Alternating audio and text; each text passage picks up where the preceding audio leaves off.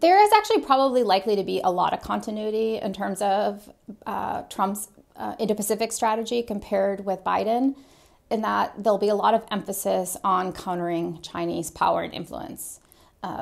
In many respects, that began under the first Trump administration, but Biden actually in many ways was tougher on China than even Trump. When we see things like the export controls on semiconductors, the attempt to really bring together allies and partners in countering China. So I expect a lot of that to continue under President Trump, particularly when we look at some of his appointments that he's made as Secretary of State, National Security Council. Where I think we will see some differences is that there is certainly more concern on the Trump camp about countries that are currently have trade surpluses with the United States. So certainly that, China, there were threats during the campaign about imposing a 60% tariff on Chinese imports to the United States. And also, though, what I think is equally important, that an idea of trying to impose 10 to 20% tariffs on countries that are running trade surpluses to the United States, even if they're U.S. allies and partners. That will be harder to do for him to actually implement those kinds of tariffs on allies and partners because he doesn't have as much authority to do that. For China, he's able to impose tariffs as part of a national security, for national security reasons. So that makes it a little easier for him to do that. I don't actually know to what degree he's actually going to impose tariffs on China.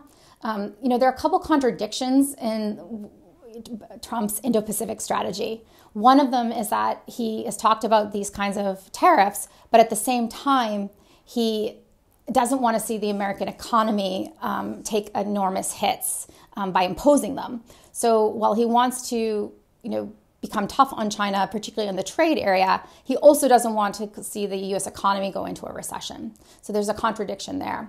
The other part, too, is that in order to really have an effective policy that counters China, he needs allies and partners. He is a skeptic of alliances and partnerships. He tends to see these as things where the United States is being taken advantage of, that, these countries are ripping the United States off.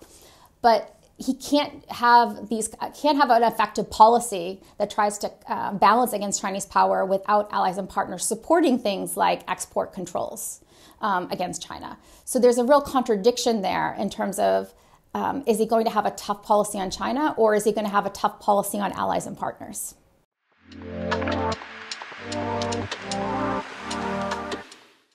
One area where we will see a really significant difference from President Biden is attempts to build a grand democratic coalition that brings together U.S. allies from the Indo-Pacific with those in Europe.